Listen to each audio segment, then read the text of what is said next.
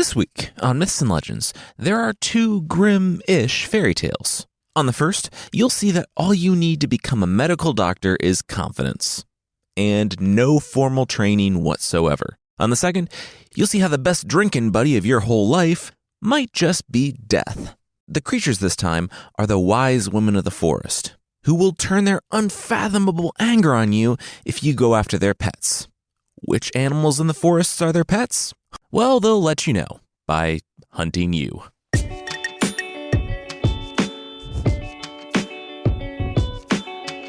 This is Myths and Legends, episode 250, Fauxsicians. This is a podcast where we tell stories from mythology and folklore. Some are incredibly popular stories you might think you know, but with surprising origins. Others are stories that might be new to you, but are definitely worth a listen. This was originally supposed to be a complete Grimm episode, but then I found the doctor theme that I like better. And then I found a variation of a Grimm tale that was even better than the Grimm version. So here we are. Two stories of kind of, but not really doctors. The first story today was collected by the Grimm brothers. It's of the time a guy named Crab decided to follow his dreams.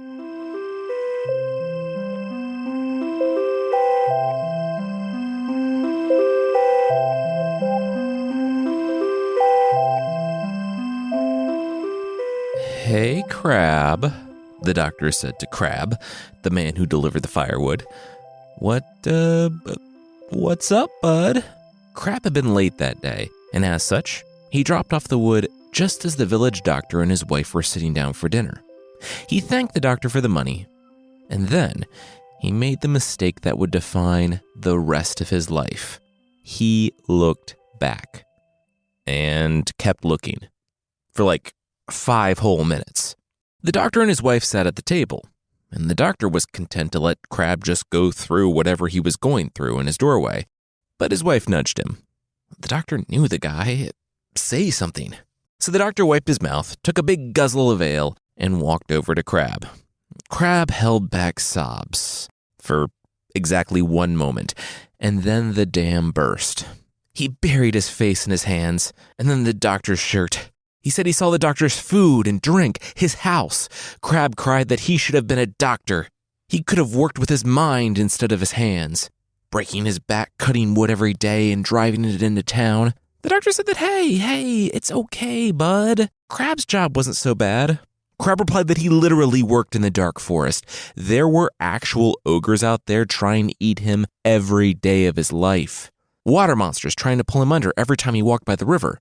He collapsed into sobs on the doctor's floor. The doctor sighed, glancing back at his dinner growing colder by the moment. He pulled Crab up from the ground. He shut the door. He confirmed that Crab was from the next town over, right? The man sniffled and nodded. The doctor took a deep breath. All right, time to let Crabby here in on a little secret. He, too, could be a doctor. Crab said, yeah, maybe if he had the time and money for med school, if he could even get in. The doctor laughed. Did Crab think he went to medical school? Crab said the man was a doctor, so yes. If he went to medical school, did Crab think he would be practicing here? He regularly gets paid in chickens and firewood. Did Crab know what the credentialing process was for this time period? It's literally just calling yourself a doctor. He glanced at Crab's attire. Well, that and looking the part. He told Crab to take note of what he was saying. He needed to get 3 things to be a doctor. First, there was a really solid ABC book. It had a rooster on it. It would help him talk like a doctor, and he could open it up and reference it when he was with patients. They ate that up. It was great. Second, he should go to the city and get a white coat and one of those reflector things for your head, a doctor bag with all the tools, a bone saw. Selling his wood cart and horse should cover it.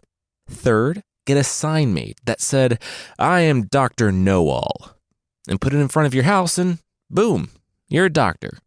Crab said he didn't know about this. Was this legal? The doctor laughed again. Of course it was legal.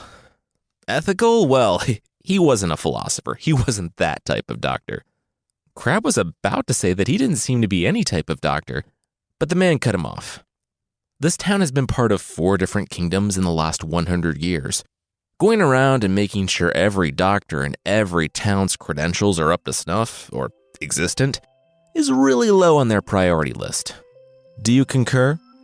Crab said What did that mean? The doctor chuckled. He didn't know, but it was in the ABC book that made him sound doctory. Now, if Crab didn't mind, it was time for him to get back to dinner. Good luck out there, doctor, the doctor said, closing the door, and Crab marveled at his luck. He had arrived at the house a woodcutter, but he was leaving a medical doctor.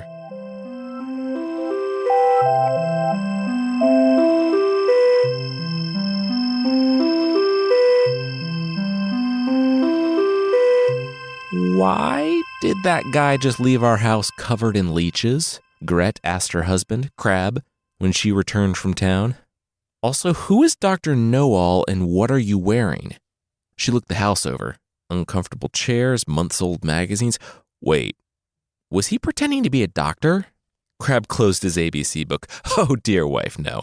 I am a doctor. Next patient, please.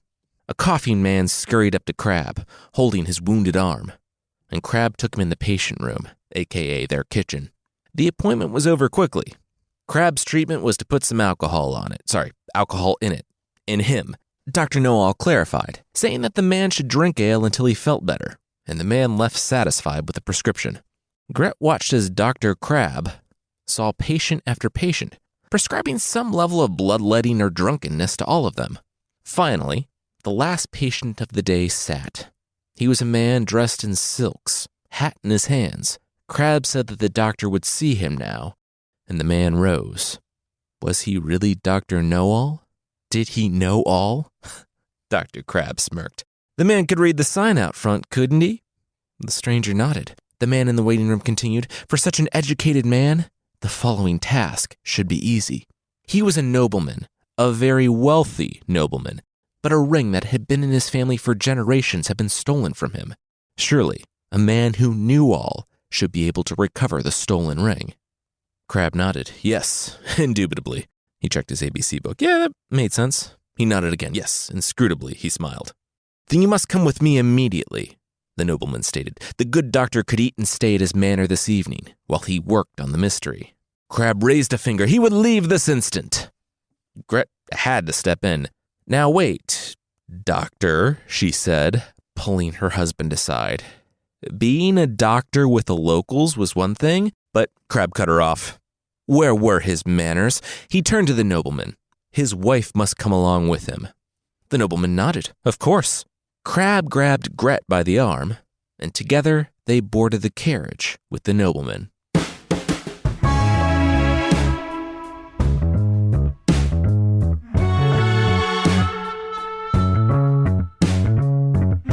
Crab, Gret whispered.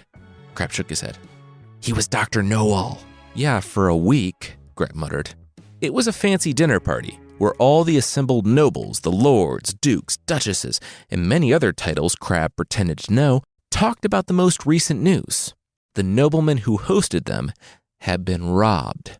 The nobleman rose and rested his hands on Crab's shoulders. That's why the good doctor was here. This was Dr. Know-All. He knew all. He would reveal the identity of the thief tonight. Dr. Know-All wrinkled his brow smugly and forced a smile. Yes, dubitancy. The table chuckled politely, not sure what was going on. But then, the door from the servants' stairwell swung open. Ah, my dear, Crab said to Gret, gesturing to the platter of food being carried by the waiter. This is the first one, he said, pointing to the man. The man froze. The conversation at the table stopped. The servant's mouth hung open while he stared at Dr. Know-All. Well, why aren't you serving my guests? The nobleman barked at the servant. Shaking, the waiter placed the plates in front of the assembled nobles, and Crab and Gret, and fled the room. Why did you say that? Gret asked Crab as they began eating the first dish. I was just explaining how fancy dinners worked. They have something called courses, and this was the first one. He knew that this was her first fancy dinner, so he wanted to make sure she was up to speed.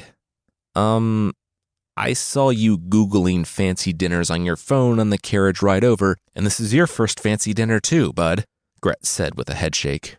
The party chatted about this and that until the door opened up again. Crab turned to Gret, who gave him this look that said, "Don't do it. Don't you do it." He did it. He nudged his wife and pointed to the food. "This, my dear, is the second one." The table looked at Crab, who smirked again. He was sorry his little provincial wife didn't get to go to the same fancy dinners as him. Gret clenched her jaw. Thank you so much, honey." Gret, unlike her husband, knew the gravity of the situation. It was likely a myth that nobles in Western Europe could just legally beat or kill a peasant for no reason, but misrepresenting yourself as Dr. Know-all in a noble's home? All bets were off at that point. By the time the third servant came in with a third course, and Dr. Know-all announced it for Gret, everyone could agree that he knew his fancy dinners. Before the shaky and shocked third servant revealed the dish, the nobleman held out his hand, indicating that the man should halt. He wanted to play a little game. He turned to the good doctor. "Dr. Know-all," he said. "You do know all, right?" The doctor laughed. "Of course, inconceivably." The noble cocked his head. "All right. How about a demonstration? If he knows all, he should be able to tell the table what tonight's dinner is." The people looked at Dr. Know-all. "Oh, yeah." Gret facepalmed. "Welp, here it was." She might as well start mentally preparing herself for starving in one of those hanging cages outside of town. Crab, for the first time at the dinner, stopped Mr. Magooing his way through polite society and realized that he was truly in over his head. He began to sweat. He sat back and crossed his arms, staring blankly at the platter in front of him. Oh no. This was bad. "Doctor? Dr. Know-all?" the nobleman asked, as his guest began to tremble. Crab didn't even hear him. "Oh, Crab," he said to himself. "Oh, Crab, what did you get yourself into?" The table gasped.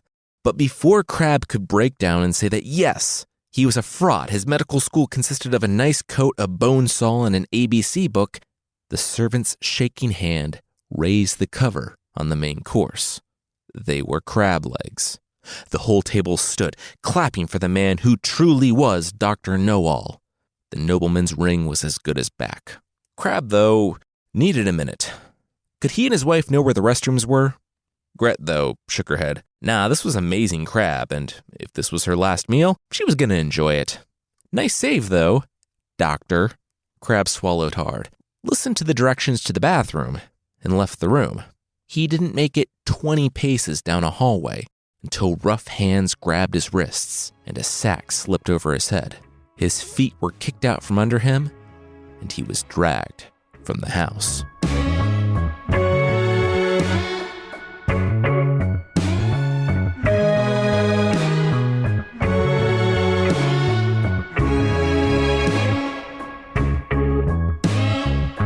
"Why is there a bag on his head?" one voice said. "He's Dr. Know-all. That's the problem. He knows who we are." The bag pulled away. Crab blinked in the candlelight. Wait, he knew these guys. The servant who served the first course said, "See? The doctor knew who they were. That was the problem." The servant knelt down to where Crab was tied to the chair. He apologized for the actions of his co-conspirators. It was their first kidnapping and they got carried away. He loosened the ropes, and Crab rubbed his wrists. Who were they? The servant sighed. Yeah, who was he indeed? He was a lifelong servant who wanted more, so much more that he stole from his master. Now he didn't recognize who he was when he looked in a mirror, mainly because mirrors are still pretty rare at this point in Western Europe. Wow, though. Dr. Know-all wasn't just knowledgeable, he was wise, too. The servant wasn't going to be a murderer. He shook his head at the servant behind Crab, the one who had served the second course, and his co-conspirator, tiptoeing up with a garrote. The servant looked back to Crab. Could he show mercy on them? They would give the ring back and pay Crab for his silence. I mean, the nobleman's ring was way too hot to fence anyway. Could the doctor understand how difficult it was being a peasant in this time period? Crab nodded. Oh, he understood. He was a pet. He stopped himself. He was pleasantly aware of their plight. The servant said that it was The servant said that was kind of a mean way to recognize it, but they did kidnap him and bind him, so they let it go. Basically, they had their savings here.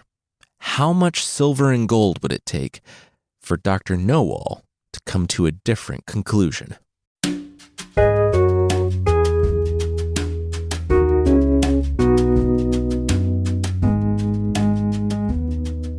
We'll see the conclusion to our story, and Crab definitely not mess everything up once again, but that will be right after this.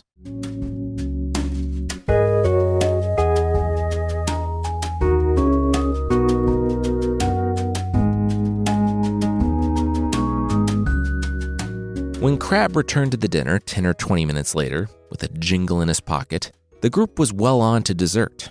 Crab sat down. Announcing that he had returned, he turned to his host. If the man was ready, he would reveal who stole the nobleman's ring. Just then, the door from the kitchen opened and the dog walked out. He had cake on his face. Dr. Know-All pointed to the Lord's favorite hound. Crab turned to the noble. The dog ate the ring a few days ago, and definitely not just right now in the kitchen when the servants gave it to him in a piece of cake. The nobleman looked on the dog and frowned. This was inconvenient. It was his favorite dog. Crab replied that it was fine, just wait a few days and the ring would come back out, and why was the nobleman drawing his dagger? The nobleman didn't want to wait a few days to have his family ring come out of the dog that way. And, a few minutes later, the nobleman held up the bloody ring to Crab, Gret, and the servants' shock, and his dinner guests' applause, and announced that the man was truly Dr. Know-All. Crab grabbed Gret's hand and asked if he could get his reward right away and leave, please. He solved the mystery and definitely wasn't scared of the man who would eviscerate his favorite hound at dinner to get his ring back a few days early. The nobleman shrugged and agreed, and Crab and Gret got out of there as quickly as possible. They were famous and rich enough that neither had to work for the rest of their lives, but they never solved mysteries for nobles again.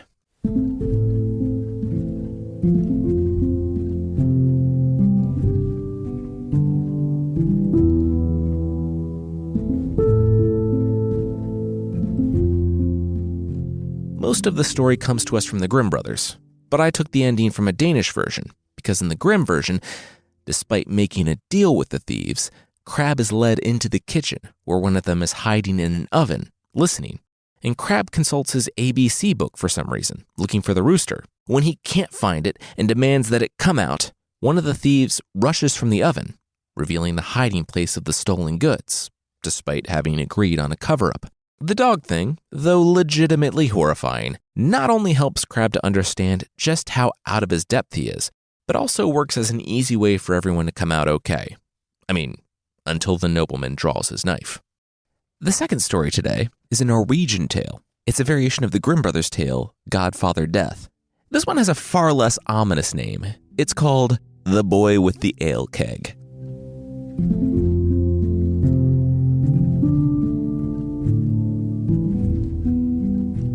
The boy left his master. It was time for him to strike out on his own.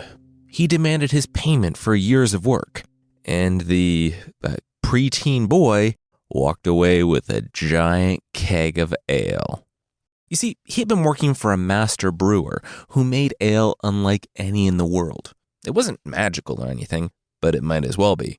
It was his special winter brew, his Yule ale, and as opposed to years and years worth of pay that was owed to him, the boy opted for a keg. He didn't quite think it through, though, because as he left to find his fortune, he realized that giant kegs are giant. Who knew?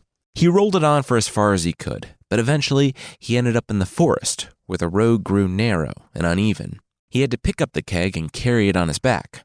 So he decided that he should lighten his load a bit and have a drink. But he didn't want to drink alone. Just then, he heard footsteps ahead of him. A man walking through the trees. He was clean with a long, white beard. He looked on the child and nodded. They exchanged good days, and the keg shifted under the boy's shrug. Why not? Hey, I'm looking for someone to drink with me and lighten my keg, he offered. The traveler lit up. If it was all the same to the boy, he would drink with this child in the woods. The boy rested the keg on the ground. All right. He asked the stranger what kind of man he was. The stranger smiled and said, I am the Lord, God. I come from heaven. And as he said those words, he radiated light. The animals of the forest seemed to sing sweeter, and the sun's rays shot from parting clouds in the sky. Pass, the boy said, grunted, and hefted the keg back up. The light stopped radiating. The forest grew silent, and the clouds formed once again. Pass. The boy said, yeah, sorry. God makes distinctions between people on earth. Everything's uneven down here. Some are so rich that they have more money than they could ever spend. Others' families are poor for generations. So yeah, hard pass. Without giving God any time to respond, the boy continued on. The boy narrowed his eyes at the next stranger. It was a tall, slender, well-dressed man in a top hat with a mustache he wouldn't stop twirling. Okay, tell me a little bit about yourself, the boy asked. The man grinned. Oh, me? I'm the devil. No, the boy replied. Come on. He barely even paused. The devil pleaded. Why not? That was the Yule ale. It was so good. If I take such issue with inequality that I'm going to refuse a drink with God, you really think I'm going to drink with the devil? You torment people for fun and you plague the poor. Any unhappiness is because of you, the boy said. The devil left the boy to continue on with this too heavy keg of ale and didn't try to make a deal for it or steal it. Because he might be the devil, but he's not the devil. Oh, wait, no, he is. Still, with God around, he didn't want to linger. He used to work for that guy, and it did not end well. A long time after, the boy chanced on a third traveler. The boy was almost so tired that he would drink with anyone, and he was delighted to learn that the stranger was neither God nor the devil, but death. Finally, someone reasonable, the boy said to the gaunt stranger, whose glowing eyes were barely visible under his deep black hood. Death was surprised that this kid was receptive to him. Almost no one ever offered him beer. They were all running in terror and pleading. The kid said no, he loved death. Of the cosmic travelers on this road, death was the fair one. He treated everyone the same, rich and poor. We all meet death. The boy tapped the keg, took a couple of bowls from his pack, and the pair sat down for a drink. Or 5. A few hours later, both the boy and death were singing and swaying, the Yule ale sloshing in their cups. Both of them were pretty far gone. Death was about 100 pounds soaking wet and hadn't eaten all day, and the boy was a child. Eventually, once the song stopped, Death said that this ale was the best he ever had. The boy said, I know, right? This was years of work for him. He was going to try to sell it and buy his way into an apprenticeship or something. He didn't know. But, it'd work out. Death turned to the young boy. No, you're not. Doctor, Death slurred, rose, and went over to the keg. The boy was confused. Doctor? Death brought out an almost bony finger. Up, I'ma do it. I'ma boop it. He touched the keg. I booped it. You didn't just, turn all my ale to poison, did you? The kid asked. Death's hood shook back and forth. Nope, the opposite. This ale is now the best medicine in the world, and you just went to Death Medical School. The boy replied that didn't sound accredited, but okay. Death said that he was contracted to visit the bed of every sick person, and all the boy had to do was show up there, and if Death was sitting at the person's foot, administer the ale and the person would be healed. The boy said, wow, thanks. And what about if Death wasn't at the person's foot? Death replied that they were fated to die. Don't mess with it then. Blah, blah, blah, fine print. If the boy went against Death's wishes, Death would take him. The boy couldn't begin to describe how grateful he was. He embraced Death, thanking the man, and then he blinked. A mysterious wind blew at twilight. He was alone in the clearing. "Oh, hey, you dozed off and I went to the bathroom," Death said, returning. He said thanks for the ale, but he really should get going. He was Death, and this was the Middle Ages. He kept busy.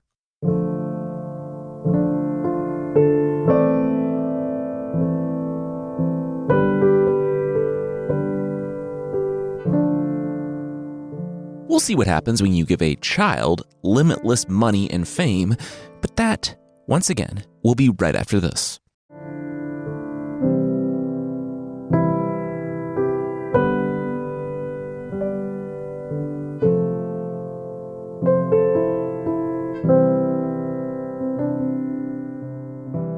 The greatest doctor in the world was on his way because the princess was sick.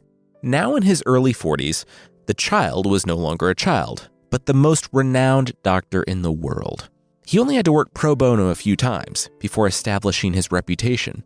It was lucky that his first few patients weren't fated for death, but soon he was known, at the age of 13, as someone who could make an expert diagnosis and cure you if it was possible. As a teenager, he was rich beyond his wildest dreams. The kid, who had such strong negative feelings about inequality that he turned down a drink with God, had swung hard in the other direction and was now a big fan of inequality. More of that, please. I mean, as long as he was on the have side of the haves and have-nots. By the time the princess got sick, even Death was a little sick of this guy.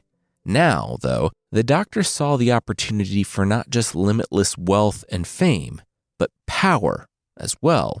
He could be king if only he saved the princess. It was the standard fairy tale deal, which was why the doctor was horrified to see Death sitting at her head. The princess was one fated to die. So the boy raised his hands. You know what? He was done.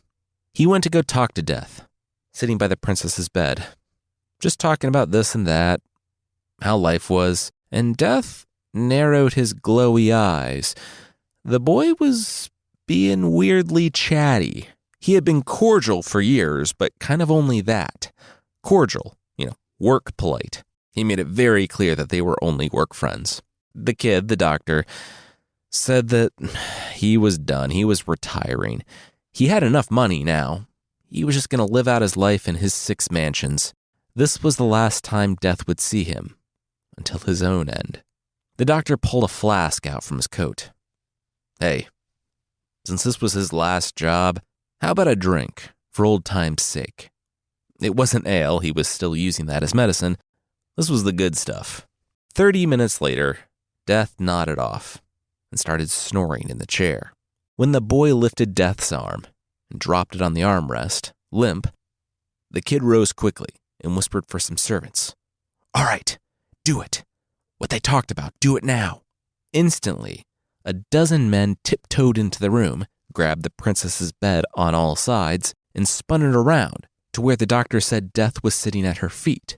The doctor immediately tipped a bowl of the ale up into the princess's mouth, and she drank.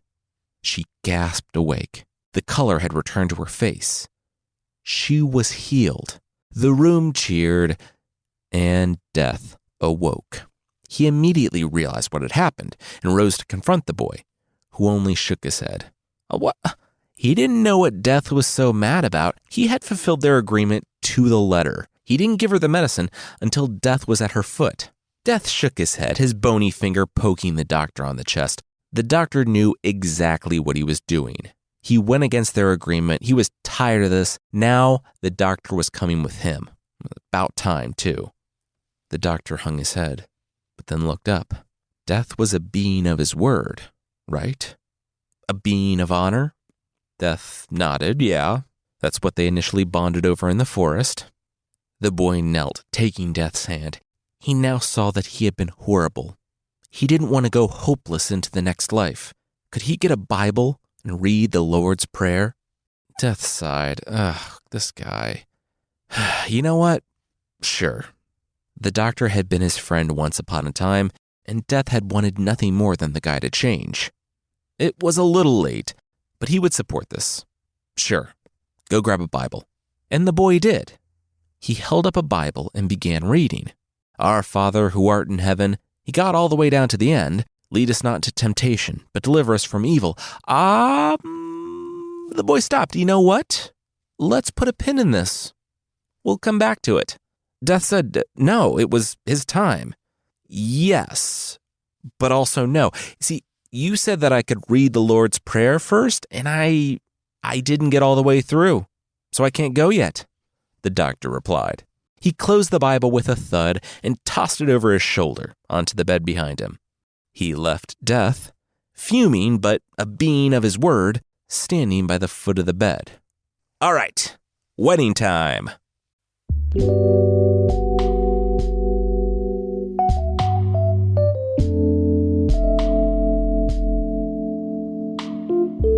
The morning after his wedding, the brewer's assistant turned doctor turned crown prince felt his new wife shaking him awake.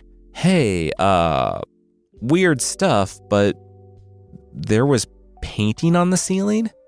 The doctor woke up, squinted, mouthed a confused word, gasped, and died right there in his bed.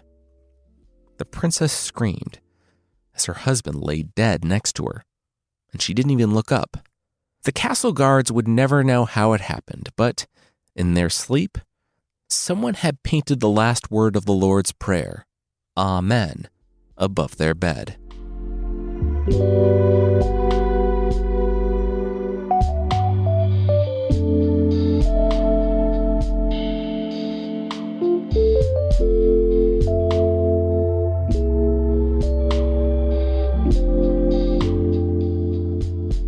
That was The Boy with the Ale Keg, a variant of the probably much more famous Godfather Death by the Grimm brothers, the classic story of why you shouldn't try to cheat death.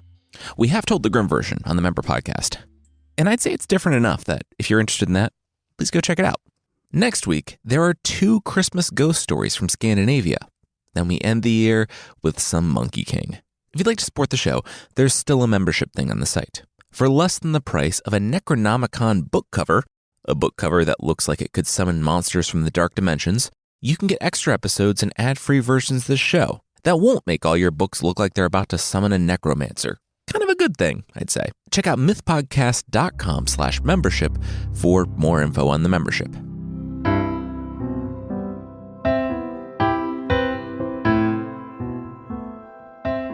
The creatures this week are the buschfrauen, or forest women, from Germany.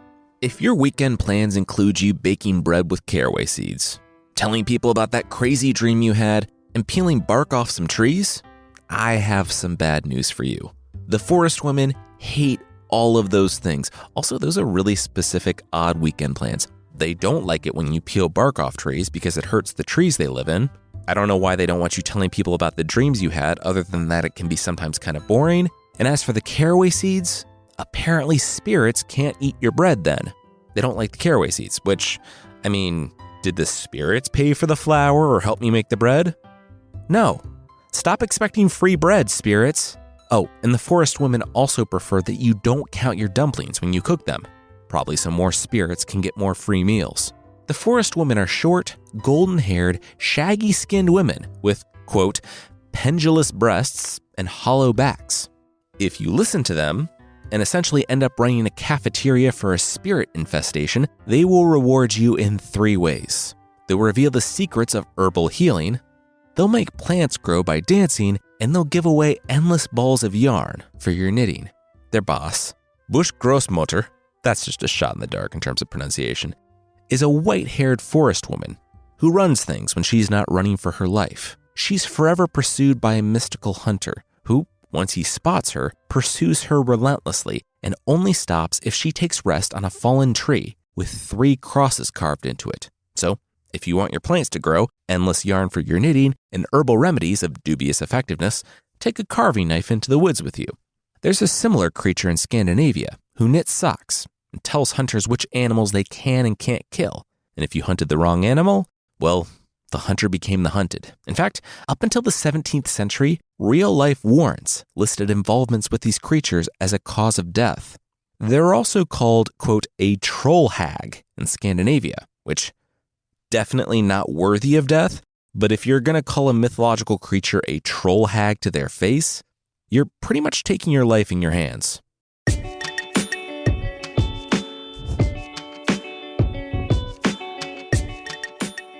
That's it for this week. Myths and Legends is by Jason and Carissa Weiser. Our theme song is by Broke for Free, and the Creature of the Week music is by Steve Combs. There are links to even more music in the show notes. Thank you so much for listening, and we'll see you next time.